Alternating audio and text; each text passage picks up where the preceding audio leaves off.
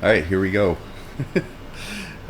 This is going to be another freewheel one, kind of. I don't really know what I'm going to talk about. I just wanted to hop on here and get a quick one in after my meditation before I go to work. So I think what it was is the idea, kind of, is visualization. Like, you have to see yourself be it. And I was thinking about it after the last video, too, that I wanted to talk about, like, we have to see it, feel it, and be it, and then before we can see it. So it's almost like rehearsal.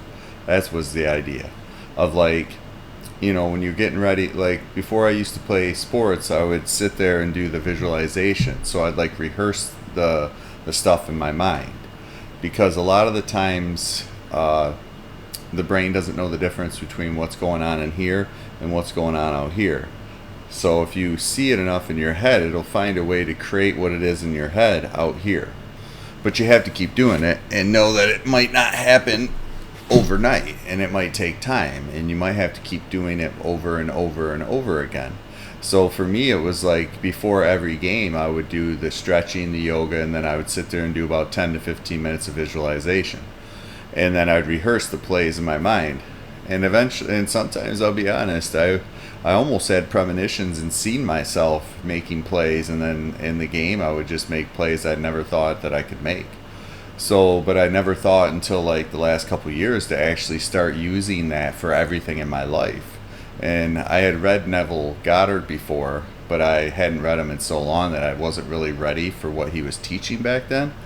And that's why I keep saying the repetition, because sometimes you just aren't on that level. We keep learning every day, and the more we grow, the more that we do, the more that we learn, then we start to grow little by little by little, and things that used to be, aren't always to be today. And it's funny. I always, like, I love Star Wars. It's just always have. It was always drawn to me as a kid, and still is. And it was funny because I got a quote over here. It's from Yoda. It's you must unlearn what you have learned. And I feel like we have been conditioned by the society, by the American school system, by everything, giving us all the limitations and things we should do, can't do, aren't capable of. But yet, a lot of the times they don't tell us all. Oh, be the best you. Well, how do you do that? And I would, like I was saying in the last video, I wish I would have learned this stuff when I was in school. I feel like teaching people. I mean, we might be able to fly or float or disappear by the time if we started learning this at a very young age. I remember Deepak Chopra. He went through like similar stuff. He didn't really start meditating until like he was 30, around that time. I don't know the exact age. It's been so long since he told us, but. And it's, and his kids, he said, learned from a young age. Like, he taught them as soon as he was able to. And he said their journey through life was a lot easier than his. It just seemed like, they were more calm. They handled stress better. They handled everything. He learned how to do that later in life. But just imagine if, like I was saying the other day, if we did the homeroom every morning and started off with 10 minutes of meditation. It would help change everybody's aura. And that leads me to, I remember, like, there's this city in Iowa called Maharaji City. I don't know if it's still there. The documentary was done a long time ago by Oprah. But there was, like, they took families and moved them there. And there was a family from Atlanta where they didn't want to go. And finally the parents made a deal with the kids saying that we'll go for a year, and if you don't like it, we'll move back to Atlanta. Because they used to, like, meet in the morning before school and meditate, and then they'd all meet in the evening before dinner and meditate. And they said, like, within months, all of a sudden, by the end of the year, the kids were like, we ain't going back. We're like, we love it here. We get to express ourselves. Everybody's nice to each other. We get to stay with our thoughts, and like they just loved it.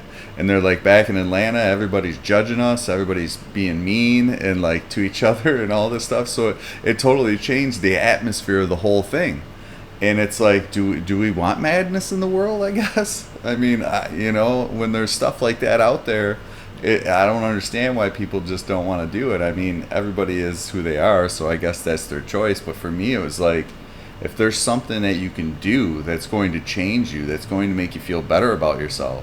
Because I feel like society makes us feel like, oh, you got to have all this stuff to feel good about yourself. And it's like, well, sometimes it's hard. But we're not going to tell you how to get all that stuff. That's up to you to figure that out. We're going to tell you how to work for everybody. We're going to put you into the workforce as a worker bee, but we ain't going to teach you how to, create it yourself. A lot of the stuff, I've never even known half the stuff I'm learning the last few years. So, again, it's like and then all you ever hear is E equals MC squared. God, I'm too excited again. I'm trying to speak too fast. But, like that's the greatest thing. And it's like, no, the power of your imagination is the greatest thing. But yet when we see people, oh, you're a daydreamer. Well, guess what? Daydreamers are good, because every single thing that's in this world started in someone's mind, in someone's dream, in someone's goal. And then somebody, gets called as a daydreamer. That's a good thing, because you know what? One day, if you keep dreaming, they're going to come true. It's just that when you don't see the results right away, sometimes you get discouraged and you give up. It's like that pickaxe pitcher where the guy's one stroke away from diamonds and gives up, and the other one's rip-raring ready to go, and he's going and he's going to get there. Because no matter what, the only failure is if you don't learn from it and you don't move forward. And I've been there in my life. Sometimes I've went months without doing anything because I was upset about something that happened in my life. And then, I've always bounced back, but it's just sometimes those times are learning periods. So don't feel bad if you do have those periods, because we all do. It's just, the thing is, in the end, always ask yourself, what can I learn from this? Like even the last couple days, like I didn't feel like getting on here as soon as I got up, but during my meditations, I kind of just, it changes that alpha. It puts you in that different state. And then I start getting creative, and then I get on here and say, hey, I got to work in a little bit, but I want to get on here and at least film a video, whether it's short, long, whatever. It's something little. Like I was saying the other day, keep the little stuff, keep it going. But that's the thing, is I wish they would teach us how to do the visualizations, vision boards, creative journaling, mind mapping are some of the things that this thing's saying for visualization techniques and stuff to do. Because that's the thing, our imaginations are so powerful. And like I was saying, the brain doesn't know the difference. There's so many studies out there showing that, there was a free throw one where a group shot free throws every day for like 30 days. Another group didn't shoot any, but they visualized themselves shooting free throws every day. And then a third group didn't. And the funny part is, obviously, the third group that didn't shoot any didn't have any improvement because they weren't doing anything. But the silly part is, the people that actually had the most improvement are the ones that actually visualized it, and they did better than the ones that actually shot the free throws every day. So it just shows you how powerful the brain is when your visualizations are your imagination. And for us to be called, or for maybe I'm part of them, be called daydreamers, well, that's good. I mean, sometimes I feel like in school they only teach us how to use so much of our minds and brains, and then it seems like the ones that are actually good for us, they act like those are the ones that are bad for it. I mean, I remember I was in where was it, Saybrook, for grad school, and they talked about there's like 7. They had us read the study, like there's 7 areas of knowledge and learning. And that out of the 7, like all the standardized tests and stuff that we base everything on, is only in those in 3 areas. So what if you're good in the other 4? Well, then you're not good in there. Then you don't get accepted. But yet you're highly intelligent. Maybe you're artistic. Maybe you're very creative. But yeah, we don't really teach for that. You gotta know all this stuff. So again, which I get it. We do need to know that stuff too. But we shouldn't base everything based on these standardized tests. Sometimes I wonder if it isn't just for money, especially when you got to take your GED right after. I understand if you got to take medical stuff and all that stuff. That's totally understandable. That's a different level. But for you to just go to grad school and you got to take a GRE just when you got a bachelor's degree, isn't that enough? But instead you got to go pay hundreds of dollars to take this standardized tests and stuff. So for me, it's just the system. But anyway, that's a whole nother story. But I'd rather focus on the visualization and creativity. So, but that's the thing too, is like using your brain to mind mapping is using your brain to visualize tools that can help you organize your thoughts and connect with different ideas. So kind of like these meditations, they help me visualize myself getting on here and talking and speaking with conviction, passion, and I see myself doing those things, and then actually I do them. So I saw them in here first, and then I sit down and do it here. So that's what I'm saying. We can do that with anything in our lives. If we play it over in our head, mental rehearsal, mind mapping, we can do it. And then like vision boards, I've never done one, but I've a few people I've talked to that have done them. They say that you put the images on there, and people have told me that they've come to fruition. Like, you know, if you want to drive a nice car, put the car on the vision board. Maybe I should turn one of these into one. Now, yeah, because it says make a vision board with images, quotes, and symbols that represent your goals and dreams. Place it somewhere you can see it daily so that it keeps your aspirations at the forefront of your mind. So it keeps that visualization in your head. And then to keep doing it, the more and more and more and more you do it. And then the other one is creative journaling. So write about your future success as if it already happened. Like I was talking about that thing, I am certain. Like the more we write it down, there's power in the written word. And the funny part is the more that you do this, then all of a sudden like ideas will just come out of nowhere. And it's just that don't always expect results overnight. And just sometimes, like I remember when I first started meditating, I always expected, like I would go in, they taught us to go in with an intention, like what you're trying to want to create. And then like I always expected the answers to come right after I was done. And so I would get frustrated and I stopped doing it because I didn't realize that you're just putting the intentions out there into the universe. You're just creating that idea in your mind and putting the intentions out to the universe. And sometimes it takes the universe time to reorient everything. But if you give up, then it stops doing it. So you got to believe. You have to keep doing it and keep it going. Like just do something. It doesn't even matter. Like some days I'll just do something really, really small and only do these questions.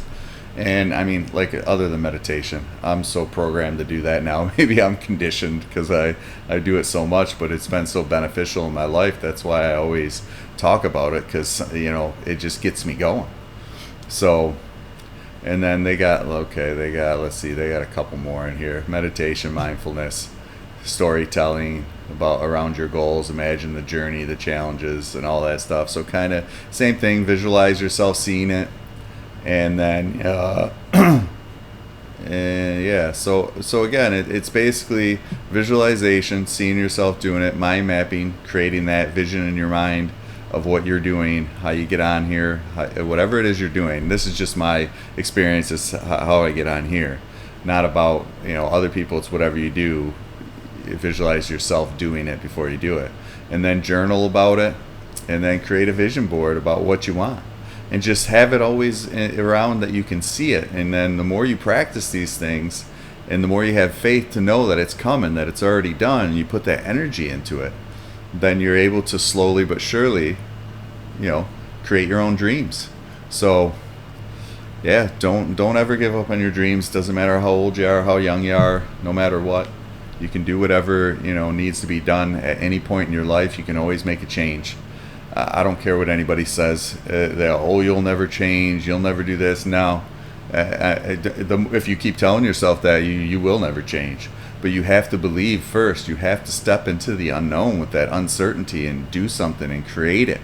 We can all do more than we ever thought we could. We just got to start somewhere. Start small and keep building. You know, you don't start at the top of the house. You build the foundation and then you keep building. And then little by little, step by step, day by day. I don't know, for some reason that just rolls off the tongue. You know, you just do it, and then if you fall backwards, then get up and do it again, and don't be too hard on yourself, and just keep going. So that's my message for the day: the power of visualization, because we all have it in here. We all have an imagination, and the more we do things, and the more that we have faith and conviction and passion and whatever it is you want to do, the more you'll create that.